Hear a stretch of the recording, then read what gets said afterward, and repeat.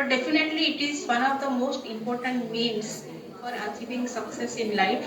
So that therefore we cannot ignore the possibility of educational institutions in India.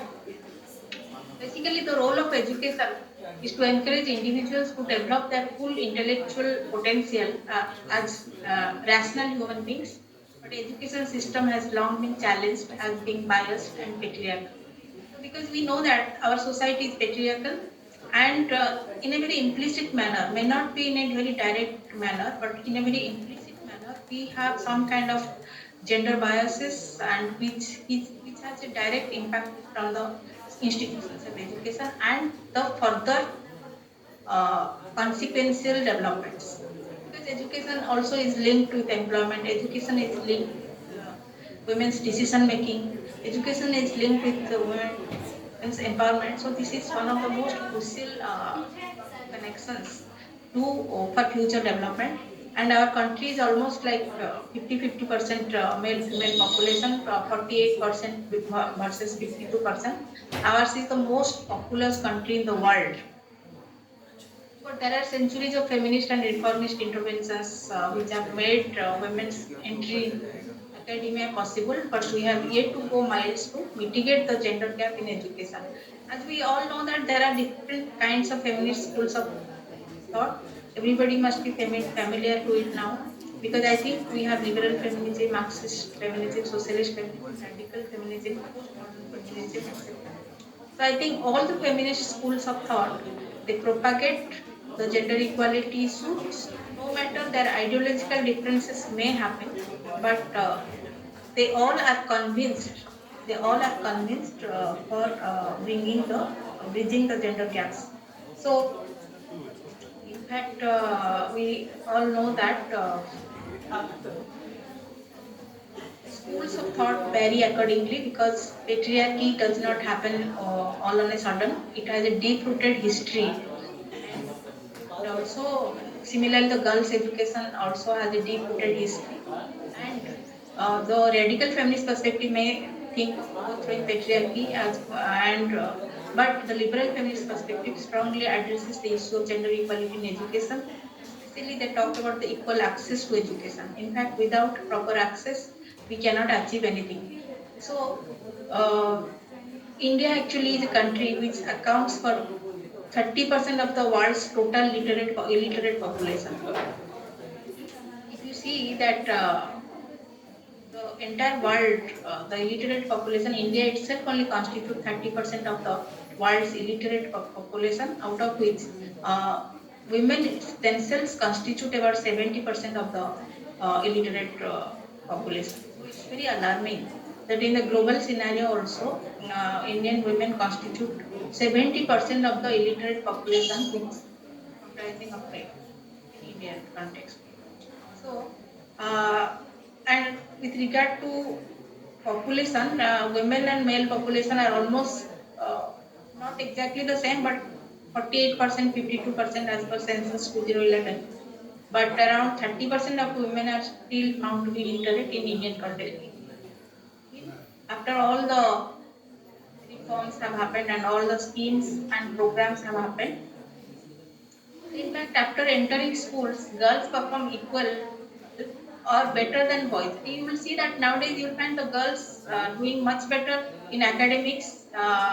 Many of the university toppers, institutional toppers, college toppers are girls.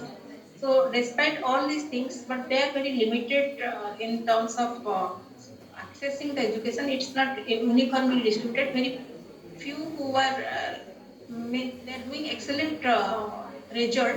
At the same time, they are not giving the full uh, facilities or provisions for getting them uplifted more and more. So basically, the time has reached that the technical and higher education field also the many women are entering. Earlier, there are very few women who are entering into engineering field, but now you will find that in engineering, the technical education, there are huge number of women's entry. So this is probably a positive change, but at the same, lot more things to happen. So when we look at the history of women's education in India, you will find that started receiving some attention under British rule with the Charter Act of 1813, and it obtained full recognition in the Marcellus Minute of 1835. But till then, the women were kept outside the purview of formal education. So it was only the Woods Dispatch, which containing educational development program, was passed in 1854 by the East India Company, that is special reference was made to education. So, so therefore there is a direct link of the women's education and employment, and it is therefore important that to develop human resources in the country, it is important to educate women. So initiative towards separate schools for girls are predominant efforts by individual philanthropists in nature.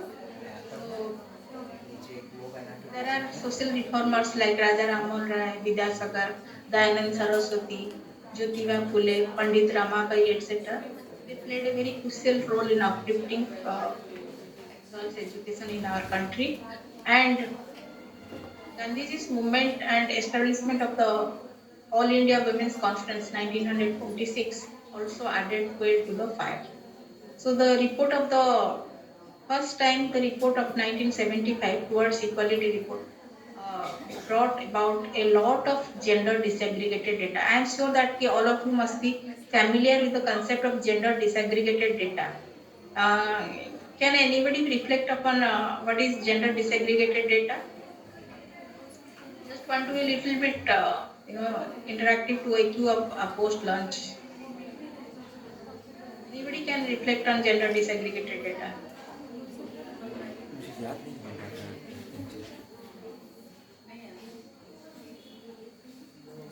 I mean, you can say anything. There is no problem. Ma'am exactly तो याद Am I audible? Yes ma'am Audible exactly sir ma'am actual में data याद नहीं है तो Okay. Actually, gender disaggregated data means the data which are separated. In the sense ki till 1975 we used to get many data which were combined. Combined data means suppose we will say that total population of the country, total employment, total work participation rate. So it was not bifurcated like gender wise, caste class wise. So this was a big lacuna in bridging the gender gaps, because what was happening, suppose you will see that total literacy of the Indian population definitely will show a higher rate. But when you consider, when you bifurcate the male-female literacy rate, I will come back to that literacy rate part, then you will see that there is a huge differences in work participation, in formal and informal sector employment. So this disaggregation actually helps a lot in understanding the gaps. So it was in the first time in the year 1975, the public in 1974-75, the publication of the Towards Equality report, which brought out a huge lot of gender disaggregated data, and that was the beginning of the women's movement in Indian context. In the sense, like lot of women's universities started opening, many center for women's studies started opening in different universities. So that was the time which actually brought out a lot of changes. So therefore, it was felt that it is very important to give emphasis on girls' education, which will be further linked to the employment scenario and further human resource development in the country. So I was talking about the gender gap in education, and it has a direct correlation with the other dimensions of human and social development. You see that in our country there are many states with very high level of literacy. आप लोगों को पता होगा कि कौन सी state में बहुत ज़्यादा लिटरेसी रेट बहुत अच्छा है? आप लोगों को पता है? आप मेंशन कर सकते हैं कि कौन सी स्टेट में ज़्यादा लिटरेसी रेट है? केरल में Kerala Yes, very good, very good. Actually, Kerala, if you see that human development indicators, because Kerala is a highly literate state, therefore there are other indicators are also excellent. If you see that female infant mortality rate, if you see the MMR, maternal mortality rate, or IMR, infant mortality rate is very low in Kerala because most of the women are literate. So and there are states which depict also very low literacy rate. So आप लोगों को पता होगा कि there are many states where there are female IMR and MMR rate also is very low. Also there are child means adverse sex ratio, and there is adverse sex ratio states actually the sometimes हम लोगों को पता है कि जब बहुत ज़्यादा rich states है या affluent स्टेट्स है उनमें लिटरेसी सॉरी इनमें इन ये सब स्टेट में sex ratio will be high, but ऐसा कुछ नहीं है. आप एग्जांपल दे सकते हैं. There are many affluent states है जहाँ पे there are adverse sex ratio and which is also very alarming. You see that for example Punjab, Haryana and part of Delhi, NCW Delhi, and also NCR Delhi NCR, and also Gujarat. So these are the states with they are considered to be very prime attention they get for all development and everything, funds flowing, etc.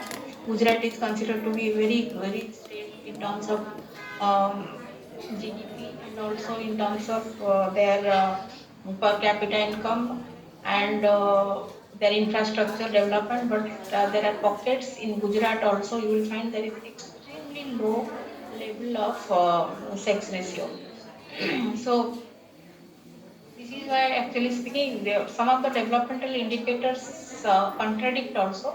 So therefore, it is extremely important to have quality education in almost all the states to breach such kind of adversities. So Kerala also has its other kinds of problems. Like many of them are migrants because there is an unemployment rate because of low industrialization. But many of them are immigrants and they earn a lot of money for the country. So this is what it happens.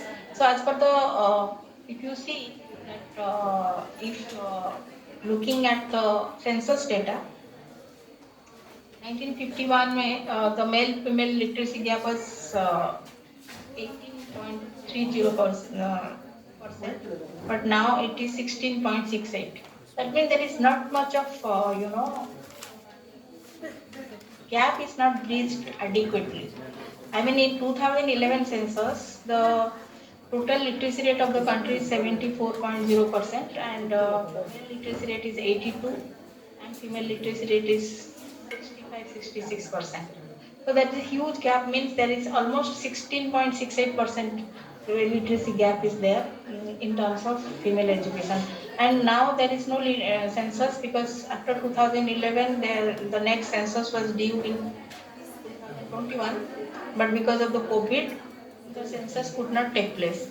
So therefore, the 2021 census is still due. So there will be more interesting data, but till 2011, the literacy gap is something about 2011 census के हिसाब से it is 16.68% है. So dropout data also you will see that interestingly आप पता होगा कि suppose some of you must be taking data from the government school, सरकारी school से किसी ने, and some of you must have studied in government schools also. So nowadays actually it is very difficult to find dropout data.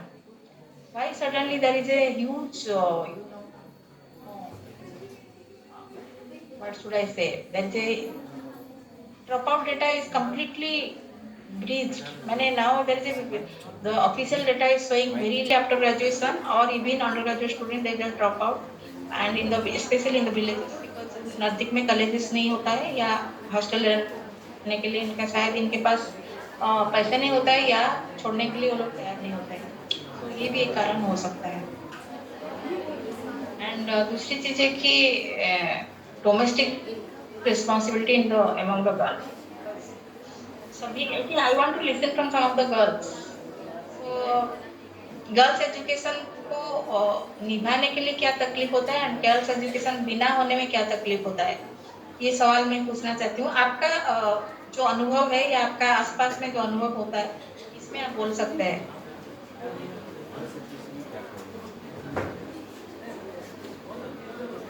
कोई भी comments चलेगा, कोई problem नहीं. Hello, good afternoon, ma'am. Yes. Ma'am, I am Dr. Yes, good Richa afternoon. Srivastav. Hello. Yes, please. Yes ma'am.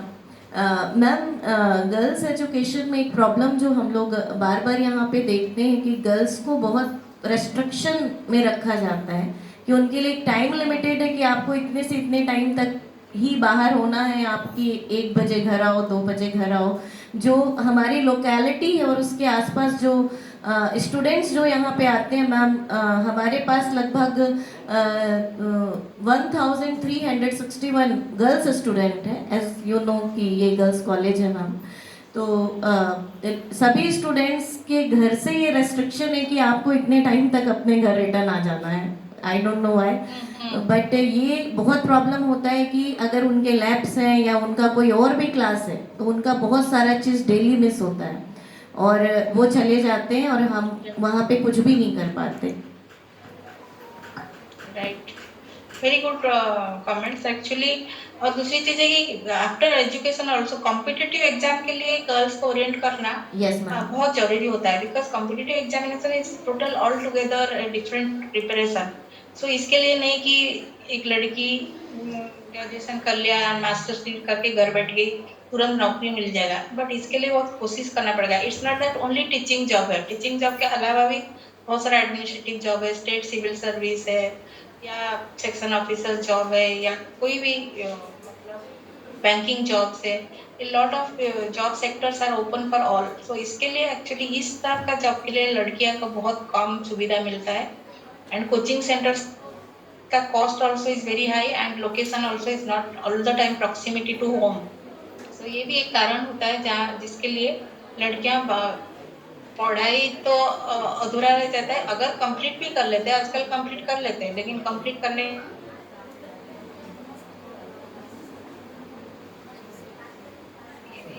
जाता है actually जरूरी call. हाँ, तो देयरफॉर